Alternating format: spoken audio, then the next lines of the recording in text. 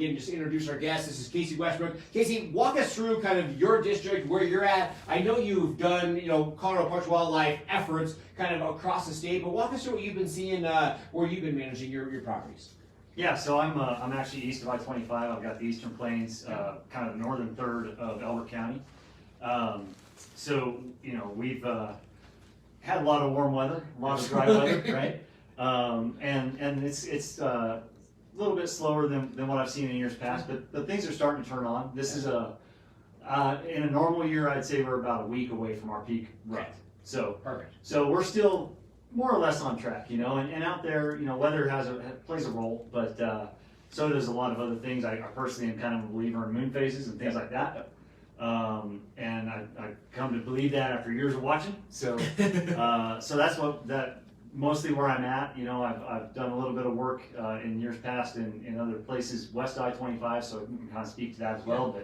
But right now, east I-25 is kind of my gig. That's awesome. Excellent. Well, we're going to talk more about that. If you have questions, again, archery, muzzleloader, rifle, Eastern Plains, mountains.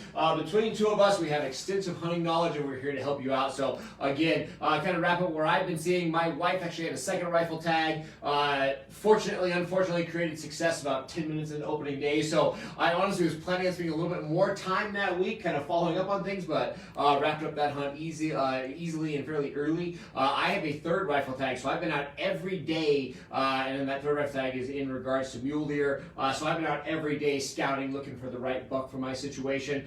So again, I've been kind of across the board, and I can tell you I have checked up with friends, colleagues, Colorado Parks Wildlife across the state, so we have a lot of information for you. Before we ramble too much, a lot of these shows we kind of give you what we've been knowing, but I want to jump in and I want to get right to these questions. I know last time we ran out of a little bit of time, we didn't have quite enough time for the questions, and again, this feed is about you. Everybody listening right there, hit those questions. There is nothing done. Bring your friends into this conversation. Let's all have a more successful hunting season. So we're going to go right into it. We're going to start with the questions. Yeah, so we've got several questions, as you can imagine, regarding the weather. So any elk migrations due to weather, especially in like the northwest part of the state, kind of near Craig?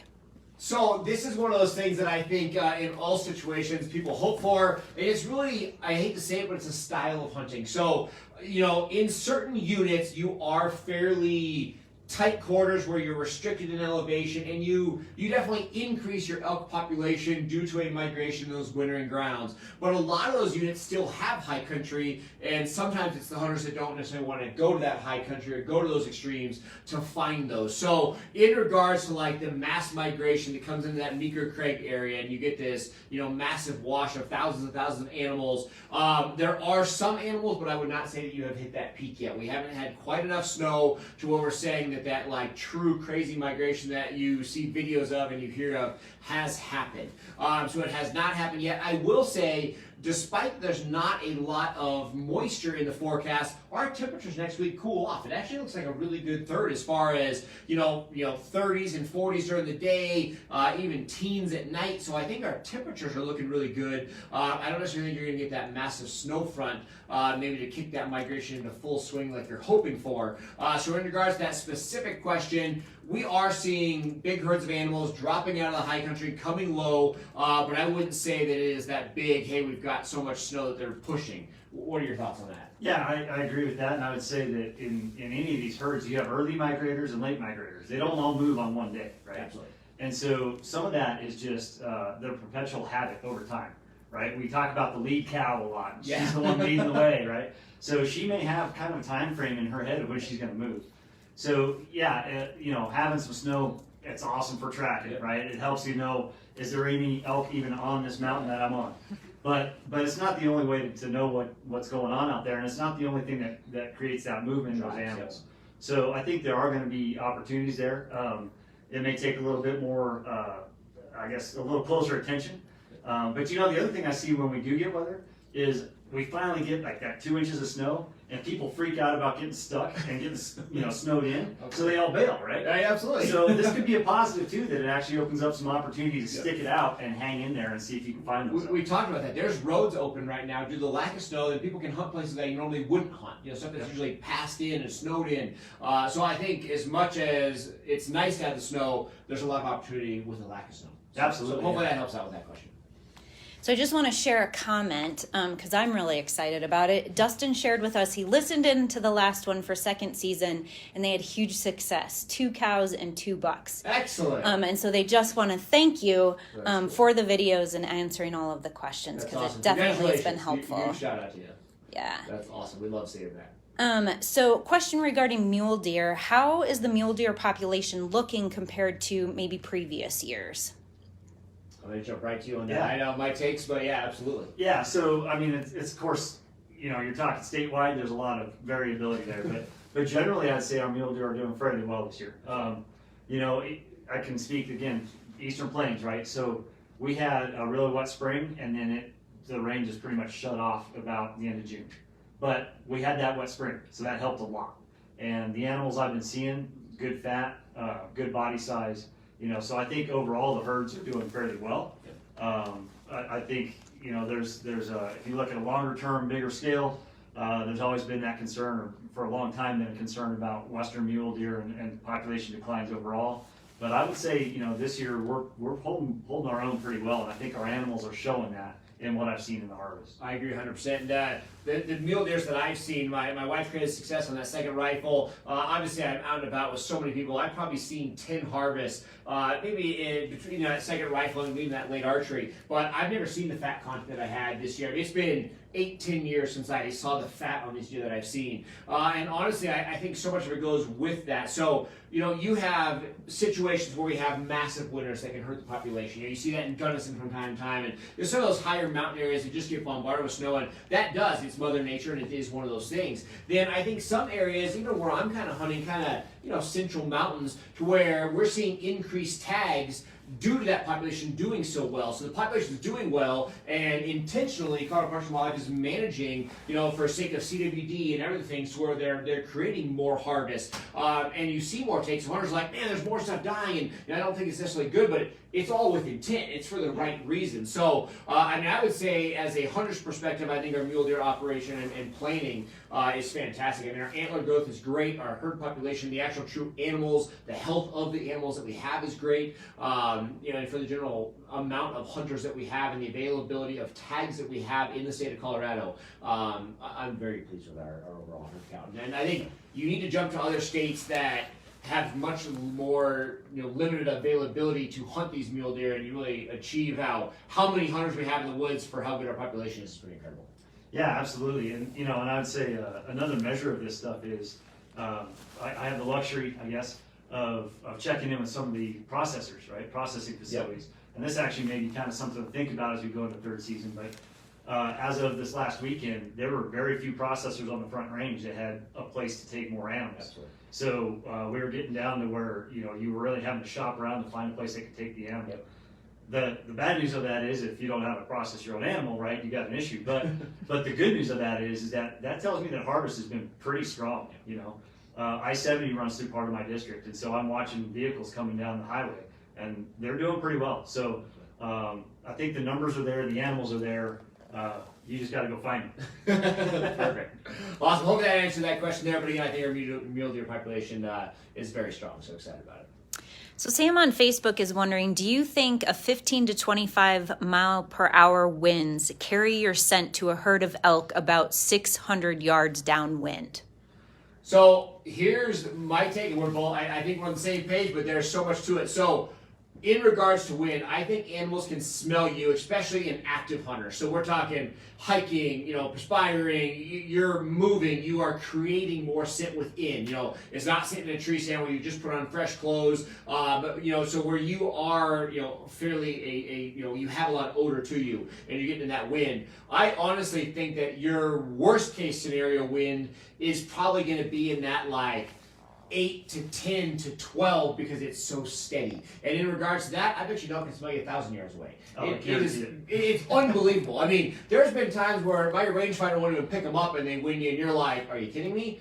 Honestly, this is kind of throws people off. When you start talking about 25, 30 mile an hour winds, a lot of times you get heavy enough winds, it creates upswelling, and you get an up current, and the wind will blow your scent right past them without them noticing it. So I honestly am more scared in calm conditions, I would say, than the crazy windy condition, because there's so much happening in the crazy wind that, one, they won't clue in on it, and two, it misses them so fast because it's so sharp. So that more mellow, normal conditions, true thermal, not necessarily wind, I am far more scared of my scent than I am that heavy wind. But regardless, we say this in every live feed, there's nothing that ruins a hunt faster than a scent. I'd rather slam your car door, I'd rather do jumping jacks and have them see me. An animal smelling you is the worst thing that can happen. And we had comments on one of these feeds where guys like, I very rarely get busted. I'm like, you just don't know you got busted. I mean, on a daily basis, hunters ruin hunts due to odor. It's just one of those things. But what are your thoughts on the overall? Yeah, I think scent control is huge, right? And I'll be honest with you, I don't use the clothing and the cover sprays and all that stuff. Yeah. I just hunt with the wind in my face as much as I can. But even that will bust you, because you got to account for topography, right? Yep. So the speed of the wind is one thing, the direction of the wind is one thing, but then you got to look at that topography and go, how do I see that invisible thing? Where is it going, right? And some of that is, if you ever look through the spotting scope, you see those little waves, right? Little heat waves. And they're going this way while the wind where you're at is coming this way. So that tells you that there's some swirl and things going on. So yeah, the speed of the wind is an issue. I agree, that sometimes when it gets going fast enough, it's actually better for you. Certainly helps cover noise, right, when you're moving. Helps cover your movement because other stuff is moving. So there can actually be some benefits to high winds. But when it comes all down to it, and especially, as we're getting into the seasons, my biggest concern when I get winds like that is how far can I actually shoot effectively? Because it cuts it down quick, right? Very, very quickly. So that's great. Yeah, absolutely. Your overall opportunity and ballistic range of your firearm is huge in those winds. So keep that in mind. I think the wind is probably one of the biggest things to pay attention to. If you jump back into one of our other big game hunting series, we literally were talking about using trail cameras to scout wind as much as animals, where we hang a ribbon in front of our trail cameras strictly so we can say, okay, at 9 a.m., that string is always pulling one direction. At 3 p.m., it's the other direction. We scout our thermals and wind as much as we scout the animals, because that's everything. Knowing where the animals at is one thing, but getting close enough, to create a shot opportunity is a whole other thing. And thermals and wind is everything. And like you said, understanding the topography. Every time I'm out there, whether I'm pursuing an animal or not, I have my smoke in a bottle, my wind checker, and I am checking it nonstop because I want to know, hey, at this pitch and at this angle and at this elevation, now I'm getting out of this thermal and into this wind. And it's a long story short. And we're going to end the segment with the concept of they will always smell you further away than you think. Because absolutely. I know guys are like, we're far enough away we can sneak around it. I mean, I'm telling you what, it will blow your mind how far away they will smell. Everybody's like, oh, whitetail's incredible. I'm like, man, a western elk and deer, they're not shabby by any means. And we have a lot bigger, steeper country that they can get a thermal on. So play your wind at all costs. Absolutely, don't challenge it. Casey, this is a question for you. This person's son didn't tag out this past season. He is 12, and so is his tag for the next available season or for that? Hold on, let me try this again. He is 12. Is his tag for the next available season for that tag or for any unit? So that is a qualified question. So first of all, it's going to depend on if it was a buck or a doe license, right? So this is for doe licenses only to give youth more opportunity. I'm going to generalize a little bit and say that for most of those, it's going to be valid in that same unit as well as the other units that might be tied to it. So I don't have a brochure. I can tell you what page on the brochure to look at, right? But there is some specifics in the brochure that have some qualifications for that. But that's really probably as far as I want to go without stepping on myself. Yeah. There's a lot of restrictions. Some units are, some units aren't, some tags are, some tags aren't. But see that specific brochure and you'll definitely see what it rolls over to. And I mean, some will fall into the late season tag, but again, it's very specific to that unit and that tag. So check that out. That should help you out. And I'm sure we could drop a link right now. I know I throw this under the bus, but we have an awesome team. Brian's behind the scene right now. We have a great team behind us at Colorado Parks and Wildlife, so we can actually drop a link in there. So we'll make sure we get that link and get that question answered. So hopefully that helps you out. So coming in through Instagram, should they be in mule deer winter range or transition range this weekend? Oh, I love that. So I kind of break it in. I think you're very the same. When we talk about a summer, range for deer, and then you talk about transition, talk about a winter range, that is generally a lifestyle thing, and that's going to be to weather and climate. Right now, we're all about the breeding season, and that throws it all for a loop. It is on a certain window, it is as narrow as 7 days. On a bigger window, on the right mature animal, it could be as long as a month. But really, right now, you have situations where I've seen bucks travel 10 miles looking for does. I mean, some of these ranges is unbelievable, but it's really all about the breeding season right now. So we don't really consider it a winter range or a summer range. It's more about the rut and that breeding situation. So it is where you have does, and in this situation, the does aren't necessarily moving to find the bucks by any means. The bucks are all going to the does, so that's kind of how that relationship works. So you have certain areas where the bucks are in that exact region, and maybe they're off from the does a couple hundred yards, a half mile, and that's all they're doing is they're coming out of the darker timber, coming out of the high country, coming out of drainages to find those does. Other situations, you have bucks, like you said, traveling miles to come to the situation of where they find those does. Like this morning when I was out scouting, I was in an area that has the does and has no bucks. It's just not an area that holds many deer, and these bucks are traveling about 3 to 5 miles to find them. So I was looking for those first waves of those bucks really starting to show up, and I need a rut to bring the deer to that area. So that's kind of that general phase. What's your take on that question? Yeah, so very similar. I would say, they're starting to mix around a little bit, starting to look. This last a week ago today, basically, we had some weather, right? Yep. So it got a little bit cooler, and all of a sudden, moon. Yeah, we had a better moon, right? So I started seeing some better bucks. I still wasn't seeing the big ones that I know were there, right? But they were showing up, and then it got warm this last weekend, and things kind of calmed back down again, right? So it's kind of ebbing and flowing a little bit, but I would say find those, and I love the idea on a map that you can go, this is winter range and this is summer range. But the truth is, we can't compartmentalize it that much, right? So it'd be great if we could. It'd be amazing, right? So start where the does are at. If the bucks aren't with the does because of weather or time or whatever it is, start working out from that. It just almost like trying to find a downed animal, right? You start at your last sign and you don't know where that animal is. Start those concentric circles, right? And even if that's map work, pull that map out and go, let's see, I'm seeing does out here on this open slope. There's a nice dark coulee right up that draw over there. I should probably go check that out, right? And if that doesn't pan out, then go to the next one another quarter mile away, right? But that would be my advice. Excellent. I agree 100%. So what is the furthest shot you would take with high winds? And then follow up to that, and this is one I've often thought about too, so I'm excited about this answer. Where would you aim on a bull elk or mule deer buck with the higher winds? Would you change that target area? So this is one of those things that Casey and I would love to have a private conversation about and talk all day about it, and then you have public conversation about it. And this is the hardest question you can ever ask because number one, ethics is our priority. As a hunter, as a conservation officer, as a hunter, no matter what we're doing in wildlife, whether we're doing it ourselves or talking to the public, ethics, we owe everything to these animals, and having an efficient shot that is the cleanest harvest you can possibly take is priority. And a lot of that breaks down to the exact situation, the exact shooter, the caliber, how much training you've had. It's not one of those things, unfortunately, just like we talked about the ranges, where it's like, hey, it is 200 yards with this wind, and it's so situational to where it's just crazy to ask that question. I'm not crazy to ask this question, crazy to try to put a solution to it, because, I mean, there's times where I'm comfortable in a 40-mile-an-hour wind from one direction and it changes 15 degrees and I am not comfortable at all.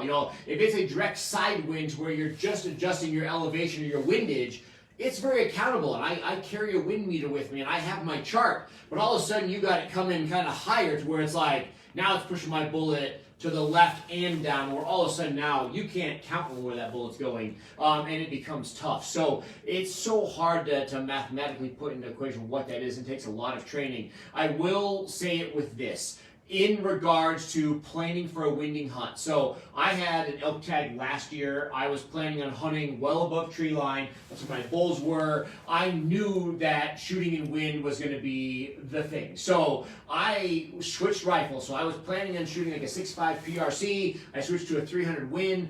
In that 300 Win caliber, I'm used to shooting a 180 grain bullet. I switched to a 210. So I selected a rifle and a bullet specifically to buck the wind, and it helped. And I did have to shoot in wind, and I was able to, maximize on my capabilities. I had a hunt in Kansas last year where I had a 6.5 Creedmoor, hunted all day with it, and literally every deer I saw was across canyon. And I went back to the truck and I got that same 300 Win out because I knew that the wind was going to affect that bullet, and so I created that opportunity. So it's one of those things that I always tell people. We've talked about this when we're prepping. The heavier bullet, the bigger caliber. Not that it's always necessary, but in extreme conditions, shooting through snow, shooting through rain, that can help that. But again, it's so hard to actually pick a number. What are your thoughts? I don't know that anybody could pick a number for somebody else, right? Like you couldn't pick my number, I couldn't pick yours, right? Even if we've shot together for a long time. So I think it comes down to a couple things.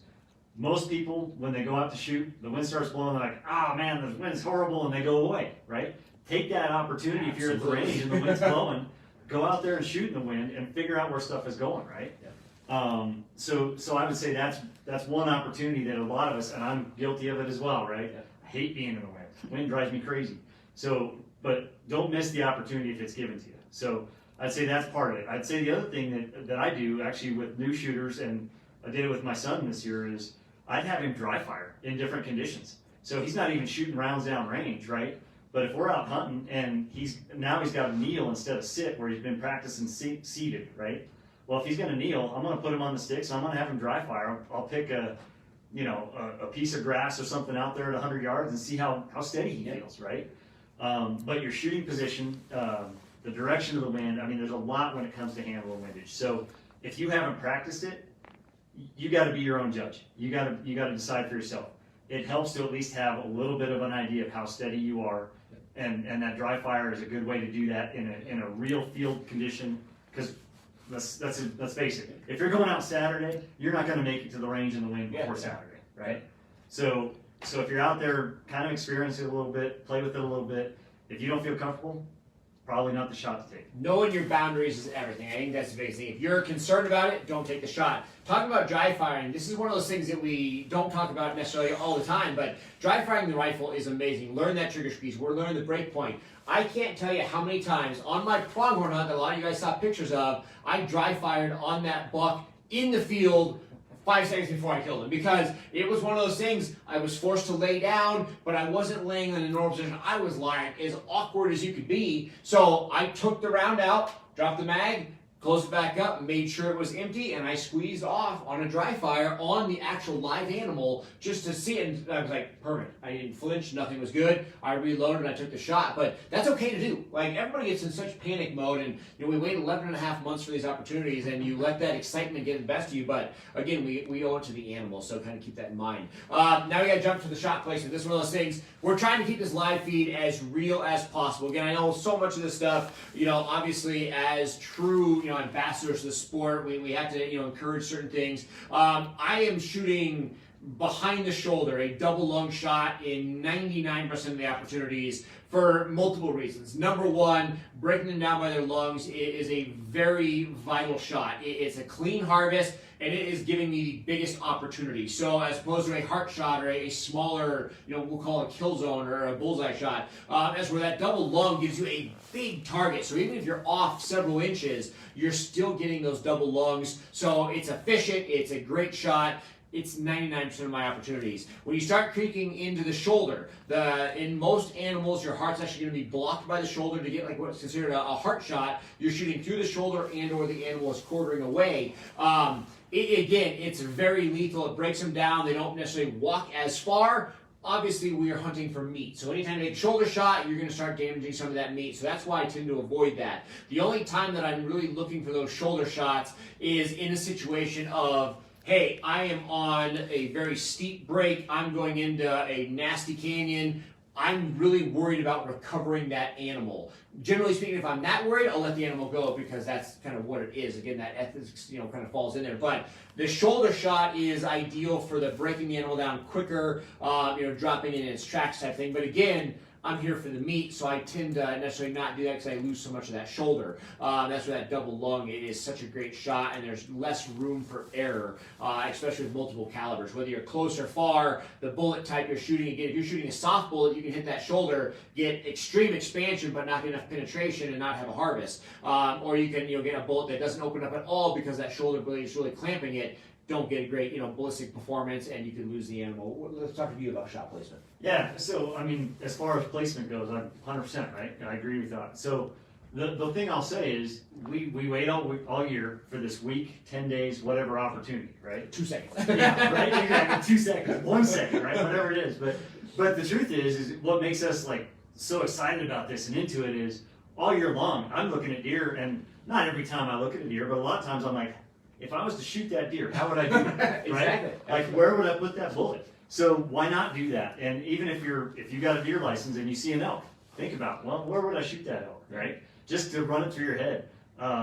There's all kinds of stuff with internet anymore where there's shot placement and angles and things, and people ask a lot about, well, if it's quartering away, if it's quartering to, and there's still shots you can take there that are ethical shots, right? Absolutely. But if you don't know where to put that bullet, you got to kind of build that experience, right? Absolutely. So, and I would say, as you get the experience, you can start to expand your opportunities, but don't be in that hurry, right? 9 times out of 10, I took my son the other day. I'm going to go back to that because it's the most recent thing in my head, right? So he had a really strong quartering away shot, and I was like, let's just wait. And 9 times out of 10, they're going to turn and give you a shot. Sure enough, it worked out. We're good, right? Yep. So is it a shot that I might have, because I've been hunting longer, I might have taken that original shot? Probably, to be honest.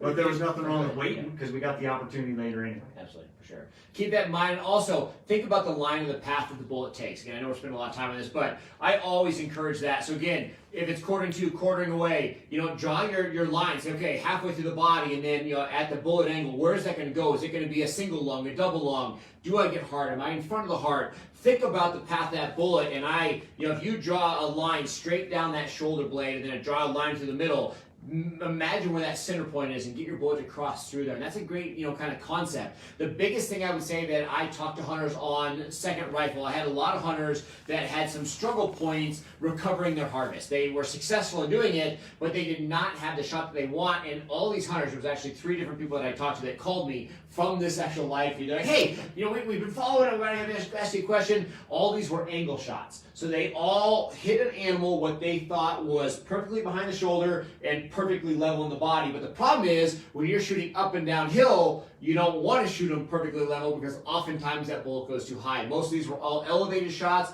They were low shooting up, and they shot a mid-body, which if it was flat is perfect, but at that angle you only clip 1 lung. So if you haven't chased elk especially, or if you have, you know that they can often live with 1 lung, let alone go a long way. So when I'm in angle situations, I am always thinking about those angles. Almost in all situations, I'm shooting low on angles, both high and low. But again, just one of those things, keep that in mind. If you have severe angle shots, I definitely account for the angles. For me, it's anything over 15 degrees. So 15 degrees on your rangefinder, or 15 degrees is where I start thinking about it. And the worse that angle gets, high or low, the more I'm anticipating that. But angles is probably one of the biggest myths that will really cause you to lose game in Colorado. So we have a lot of steeper shots. Think about the overall path of that bullet, where it's going to go, adjust for it, and hopefully make that shot. Yeah, absolutely. And here's the other thing I'll tell you is, watch the hunting shows if you want to watch the hunting shows. Be critical, right? It's okay. Be critical. Look at their shots, because they always give you the slow-mo and all the cool stuff, right? So be critical of that and go, is that where I'd have shot it? And if not, why did they shoot it there? Was that they were off a little bit, or was it something they did intentionally? And if it is, why did they do that, right? So analyze it, be critical of it. And it's difficult to say, when you've got that animal finally standing in front of you after you walk 5 miles, you're going to be going, let's see, I got to think of the wind, I got to think of the angles, I got to think of the distance, right? It's going to be something that eventually becomes a feel. Over time, it becomes a feel, and you just go, okay, I know what I got to do. And that's where you want to get to. Awesome. Hopefully that helps out. All right, keep bringing the question, guys. We love it. Hopefully, we're going to keep all the successes here. Yeah, so as always, lots of questions coming in, and we're already halfway through the show. So next question is, if you've never set foot in a unit and it burned last year, would you concentrate in that burn area or other parts of that unit? I personally, we had a great conversation with Scott Murdoch. I have a feeling you're going to say the same thing. And I'm not trying to say anybody's not experienced, but the more that you spend time in the woods and the more that you have experience in the woods, the burn is probably the biggest magnet that there ever was. And honestly, I hate to say it, I would hunt a burn unit 2 weeks after a burn if I was able to. I've walked through burns where I am literally like on my hands and knees, and I'm like, what are they eating? I don't even know why they're there. I see elk and deer, and I'm on my hands and knees. I'm like, I have no idea. I have no clue what they're here. And they love it. The nutrients that come after a burn are literally a magnet. So if you have a unit that burned this summer, I would hunt it right now. If you had a unit that burned last year, it would be my focus, 100%. I would not leave the burn. I'm a huge burn fan. I've chased burns all across this state. It's deer and elk. I don't think there's anything better. So I definitely would not avoid it. I would spend almost all my time in it. And the biggest thing with a burn, anticipate these animals getting very crafty. You'll see them out feeding in certain areas, and instead of doing a major migration to a tree line, 2 trees, they will bed down in tiny little nooks, little rock piles. They will find concealment in what you think is wide open country. So the biggest thing with burns, don't overlook, especially bedding zones, because it'll blow your mind where these animals sit. Yeah, 100%. The burns are nutrient regenerators, right? This whole system is regenerative. And so those animals are in there. There may not be a lot of grass or forbs or whatever, but whatever's there is nutrient rich. Absolutely. And they are all over it. So I love it. I'm a big fan of burns as well. There's a couple things that I've learned hunting burns. Yep. One is, especially with deer, is that my search image of what a deer should look like in the color is usually off, because they're out and they're actually exposed to a lot of sunlight, and so they kind of fade and they kind of become more gray, more ghosty, right? And I think elk do that to some degree as well. So you have to change a little bit of what you're looking for. Definitely have to be a lot more careful about your movement and what you're doing, because we like it because we can see for miles now, right? Yep. What used to be you couldn't see 100 yards, now you can see 1,000 yards. Yep. So, but that means they can too. So yeah, you have to employ a little bit different tactics. But I love burns, and I'll be honest with you, the same thing. If you're hunting a place that's got a grazing allotment, that 2 weeks behind the cattle, 2 weeks behind the sheep, that's a great time to be there. Because those animals, those domestic stock, are in there removing a lot of that dead grass, that stuff that's kind of holding back that regrowth. So they come in, they graze that off, they move on. A couple weeks later, new shoots are coming up. They're all over it. Huge, absolutely. Yeah. Even, Eastern Plains, when they freshly plant, you don't have to see green. The first little sprouts are huge. We mentioned this in a live feed not too long ago when we were talking to Officer Murdoch. I was a part of a study, and I had a great conversation with the guys at Rocky Mountain Elk Foundation. This is more on the biology side of things. And in certain burn units, they were seeing 30% increase in antler growth because of nutrients. 30% in a year. Taking normal animals and putting them on steroids. So 30% antler growth in some of those burn areas. So that's huge. So exciting to see the burn opportunities there. And I wouldn't avoid it by any means. So what would be your glassing strategy for hunting bulls over the counter this weekend? Absolutely. As much as I love a limited draw, I think we have so much opportunity at over the counter stuff. And honestly, to kind of kick this off, I would be more excited about an over-the-counter tag this particular year, just not because of the season structure, but second and third rifle this year, than most because of the weather. Everybody keeps talking about, we need snow, we need weather, but there's a lot of over-the-counter stuff, and everybody assumes that during a rifle season, everything drops to lower country. Everybody's like, it's rifle season, so they're down low.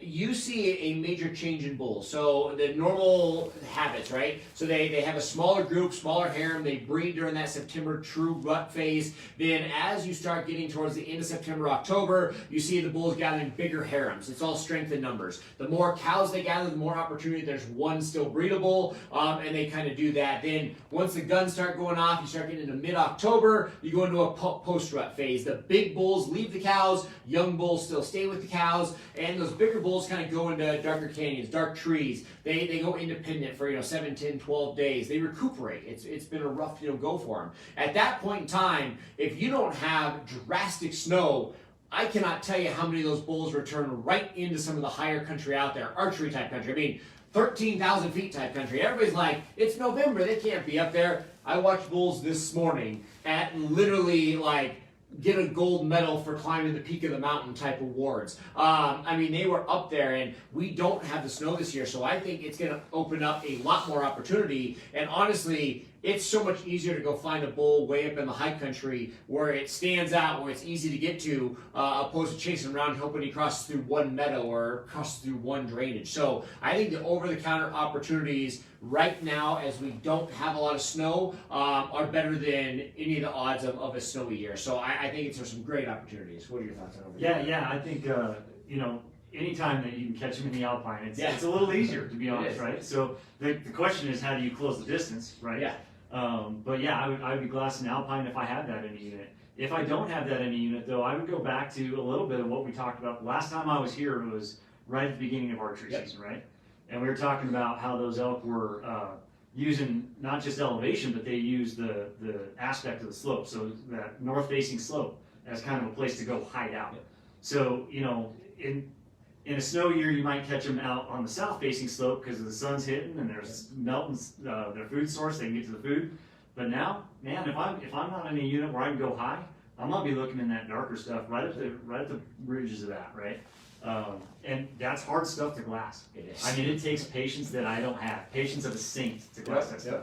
But if you're willing to do it, you'll find elk sitting in that stuff. I agree. Now, I want to give you one tip here real quick. So we just had a conversation about glassing deer in the burn, and now we talked about glassing alpine and trying to find them. One of the biggest tips I want to say for glassing, for everybody out there that's a hunter, the biggest tip for glassing, like you said, everybody looks for a color change, but the biggest failure to the average hunter in glassing long range, binocular, spotting scope, is the size of the animal. I mentored a hunt about a week ago, and this young hunter, he's looking, and I'm like, man, they're right there. And he's like, I do not see them. And in his head, the deer were going to be big. So my biggest thing when I'm glassing, I always look at an object that I know what it is. So whether it's a sign on the side of a road, the base of a tree, a rock, another vehicle, it doesn't matter what. Find something that you know 100% how big that object is. So, you're saying, hey, I know those trees over there are no more than 20 inches around. That's just the size tree that's over there. And then I say, okay, the tree is this wide at the bottom. I know my deer is 3 of those.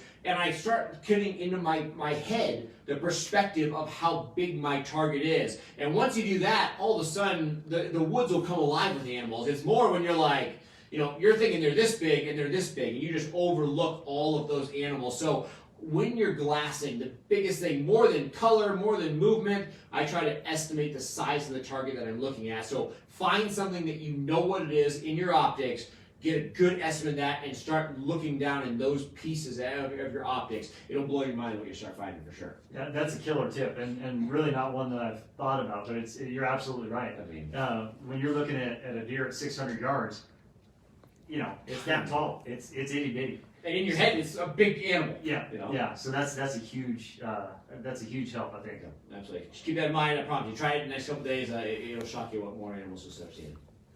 So talk to us about different strategies for how to hunt bulls versus cows this upcoming season.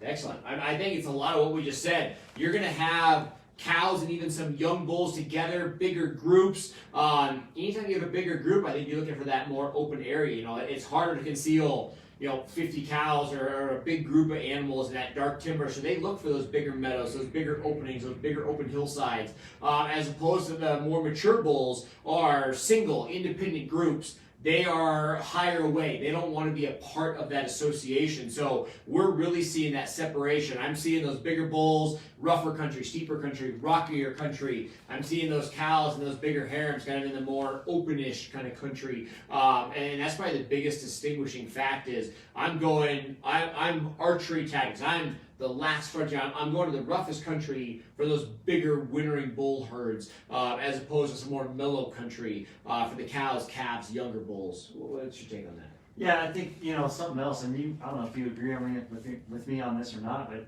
one of the things I've seen guys will set up on a pretty good looking meadow or something, and you'll have 50 cows and calves come through, and then once they leave, the guys are like, well, that's it for the day, and they're out. Yeah. Stay there for another hour. Absolutely. And you'll see that bull, he might be giving them an hour or 2 hours with, right?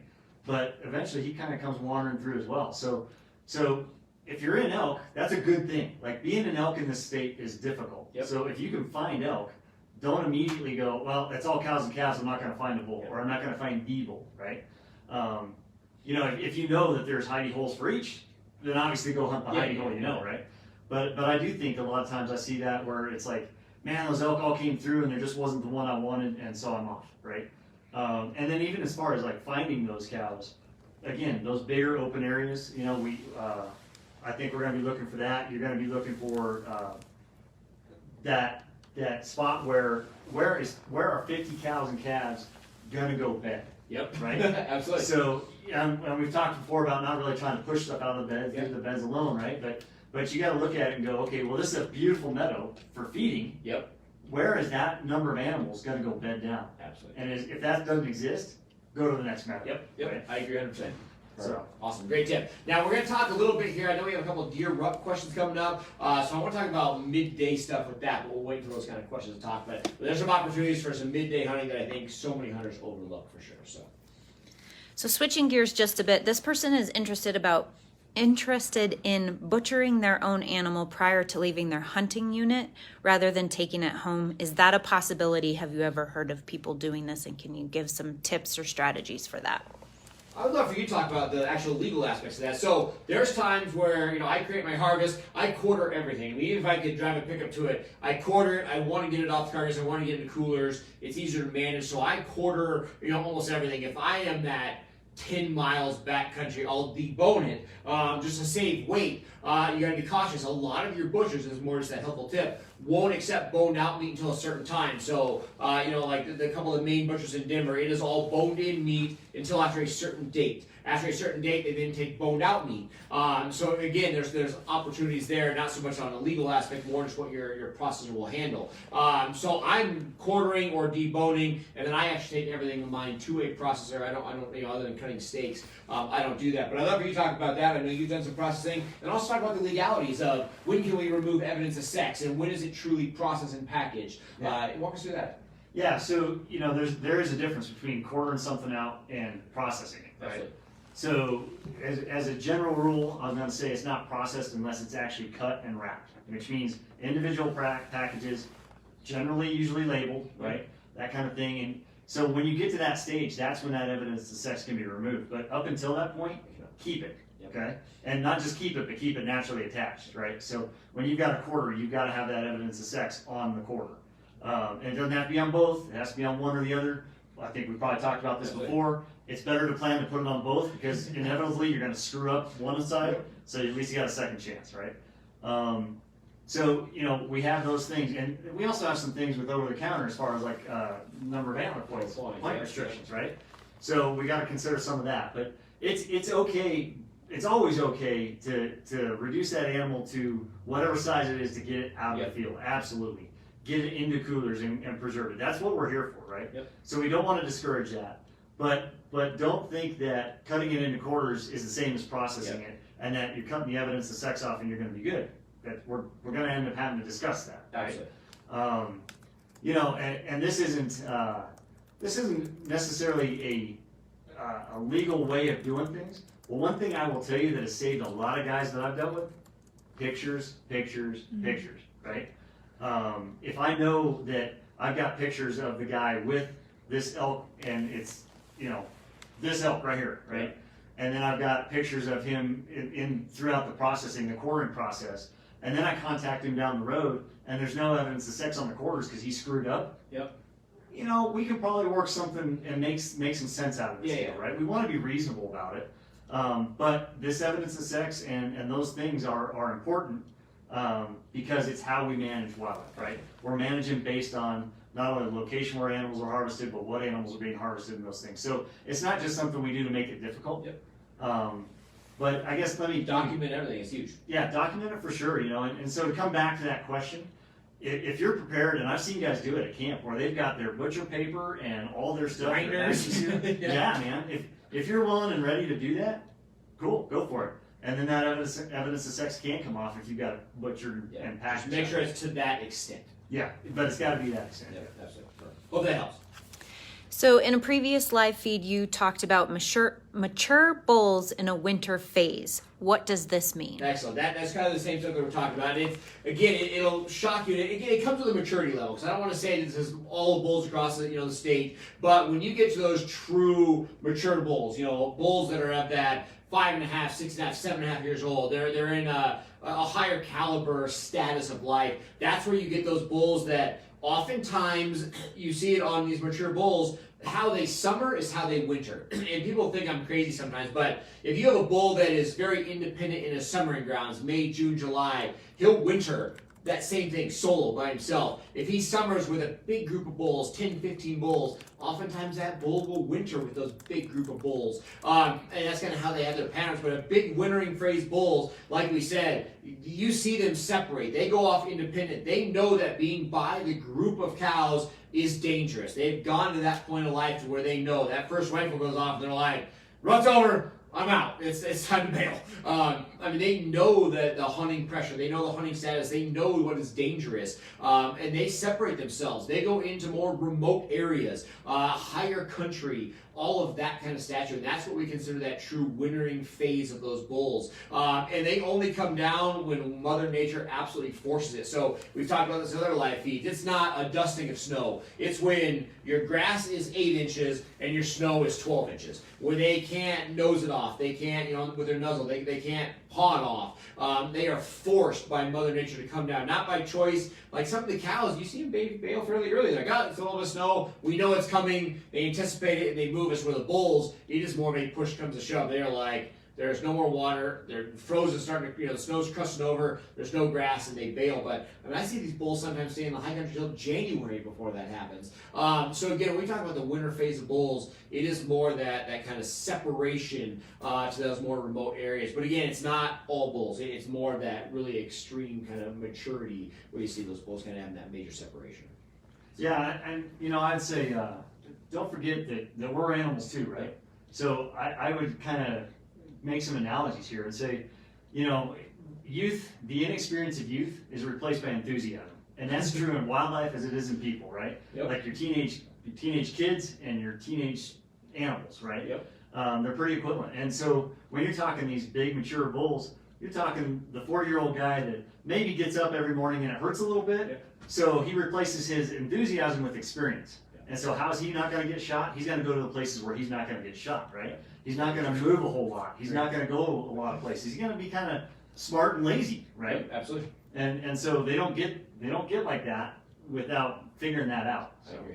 That's a very good analogy. Now, guys, we're going to start wrapping things up. We had a lot of questions about rut. We're going to talk here in just the last couple minutes strictly about mule deer rut. I want to address a couple things with warmer weather. I want to address a couple things about how we approach a season going into this. So that's kind of the concept of how we're going to wrap it up. So obviously, hunters are more enthused a lot of times than the animals that we pursue. It just is what it is. So we did a live feed right as archery was getting started. As I got into like September 5th, 10th, right, the rut's not happening. And everybody's like, what's happening? They're not bugling, and I'm like, man, I know that we want that and I know that it's happening, but it's just not the time.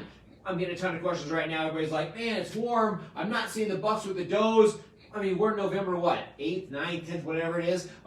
It's not time yet. I hate to say it, but, in the mid-range mountain zone, we'll say that 8 to 10,000 foot, 7 to 10,000 foot, like the typical Krimling, South Park, North Park, like stretch of the country, where mule deer at. I mean, that true rut where the actual breeding is taking place is oftentimes, November 20th, 25th. It's Thanksgiving. It is late November, even into December, and that's when that rut is. So I know that we're getting a lot of comments from people like, man, I'm starting to get nervous. And I mean, honestly, it's one of those things that I wouldn't yet. I can tell you that the buck that my wife harvested the first day of second, he had a neck on him like it was December, right? Like when you made a noise and he had to look at you, he had to do this like body turn. He's like, oh, I see you. Then he had to turn back. But he was nowhere near a doe. So he is ready, but he knows there's nothing happening with the does. I'm sure maybe at night he's probably checking them. He's starting to watch them. He's definitely observant to the does. He knows where they're at. He's watching their scent. When he's walking by, does walk here and he walks by, he's putting his nose down on the ground. He is smelling for things. But he's not, again, necessarily that. He looks like he's in a rut, but he's not actually in that rut cycle. So the one thing I gotta say is that. So by no means, I think it's coming. I would not worry about it, especially for those that have third and fourth rifle tags. The other big thing, obviously we want snow. Snow, like you said, it gives us a template of where they've been, where they're at.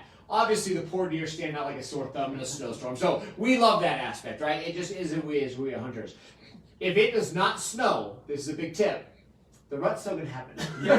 They don't miss it, right? So I don't care if we had the craziest weather and all of a sudden it was 90 degrees, like Texas, Georgia, wherever you want to say it, Mexico. Yeah. Like they all still rut. They might go to the coldest point of that year. Mexico, they're rutting what, December, January, or whatever, but our deer are going to rut. They do not miss it for anything. So that's one of those things that, yes, nature, a cold, nasty winter will speed it up. You definitely will see the does. They'll say, Mother Nature's kicking in. They're like, winter's coming. It's time to be bred, and it does. It starts, but it doesn't happen overnight. It takes some time. So cold and nasty weather might speed it up a hair, but by no means is it not going to happen. So those that have the fourth rifle tag this year in our 5-year structure, it's the latest it's ever been. It's probably the most rut-oriented tag that we've ever had in Colorado. And honestly, that third rifle is looking pretty dang good. I mean, that third rifle tag is going to go to the 19th of November. Even though scouting right now, I'm starting to see the bucks getting that swollen neck. I'm trying to watch them on the does. They're not with the does yet in a lot of situations. Maybe the first day or two of that season might be rough, but I promise you, by this time next week, Tuesday, Wednesday, you're going to start seeing those bucks starting to be very cautious around those does. You're going to see them watching them, checking them, spending a lot more time on their feet, a lot more time cruising around. So I promise you, it's coming. Now, I want to talk to you real quick, and I want to get your full take on this.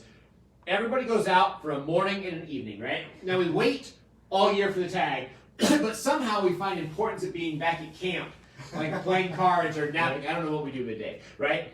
But in a situation where there's no breeding season, so it's hot out, I hunt in the morning, I go back, I have my day, and I go back out in the evening.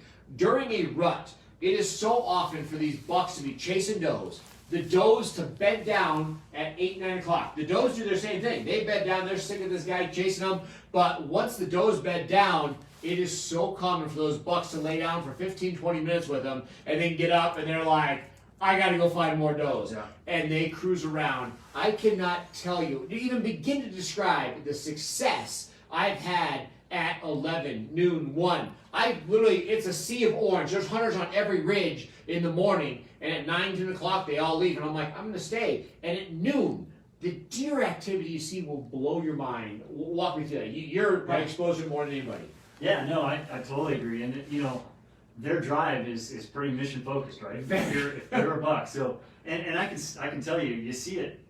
You can see it in the daytime, the movement, but you can see it throughout the course of the year. So the deer that we just killed in the second season, the deer that in my season that just ended today, those deer have a lot of fat on them. A lot of fat on them. And when it comes to the 1st of December, when I start killing deer again with rifles out in the Eastern Plains on December 1st, those deer will have 0 fat. They don't lose all that fat by laying around in the middle of the day, right? Exactly. They are moving constantly.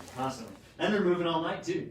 And, I'll be honest with you, there's times where it might be kind of the peak of the rut, and if I'm going to pick a time of day to miss, it's probably going to be first thing in the morning. Because they've been working all night long, they're going to lay down for just a little bit in the morning, and in the middle of the day they're going to be out. Yep. So I'm all about middle of the day hunt. If you can get it done, that's a good time to do it. And some of that is pressure. Some of that is I think learned behavior. Whether we want to how much we can quantify it or not, we've impacted their behavior by how we hunt. Yep. Right. So yeah, stay out, man. Stay out and hunt. And it blows my mind the deer that I see midday, and it's like that. And I would say that they're bedding in regards to the males, to the bucks. It's like you said, it's old man naps. Yep. It's not an all day thing. It's 20 minutes and they cruise around. It's a half hour and then they cruise around. It's 20 minutes, but they cover some serious ground. And honestly, not being in peak rut actually helps you. So the beginning phase coming up here next week, a lot of guys will get discouraged. It's like, that's not quite right. But if you have a doe that is very much in a breedable state, the bucks stay closer to them. Yeah. It's when the does aren't happening that buck's like, I got to find one that's going, and they're going to cover more ground. So again, they're on their feet more, they're covering more ground, more availability to you, the hunter, to see them. So, guys, that's what we're going to have to wrap it up there on our rut phase of that. Hopefully that helped you out. I have to say that, unfortunately, we have one live feed left. So this is our second to last. Our next live feed is next week. We're actually going to be talking heavy on the 4th rifle. So this is straight up wintering elk, and this is all about peak rut for the deer. We're going to be getting reports. So I'm actually going to talk to wildlife officers like Casey all over the state the actual morning of that live feed. So we're going to have reports literally from every district around the state talking about the true rut, what we're seeing, and all those type of aspects. So a lot of stuff coming up. So we're excited about it. Casey, thank you so much for joining me tonight. Absolutely. I My appreciate pleasure. it. Guys, as always, all of our Colorado Parks and Wildlife officers are here. They're willing to share their knowledge. So all of your information is public. All of them are. Again, I wouldn't call you right now asking for a tip for tomorrow, but all of these officers are willing to work with you. I want to say that. When you see them out in the field, talk hunting. I mean, it's just the same conversation we had now. So, again, we're all about increasing that success. Utilize them for that information. They're out there. They know the animals. They're willing to help. So, again, contact your local Colorado Parks and Wildlife officer. They're to help you out with that. Make sure everybody does all the precautions to have a safe and legal season. Make sure you endorse those licenses. Make sure you wear the orange, the vest, the hat. Do everything in regards to make sure that you have a successful hunt all the way around. And again, good luck to all the hunters out here on the 3rd rifle combined season, on the archery season out east, and everybody prepping for that 4th rifle season. Again, this is the Colorado Big Game Hunting Series, proudly brought to you by Colorado Parks and Wildlife. I'm your host, Nate Zielinski. We're here with Casey Westbrook. We'll see you next time.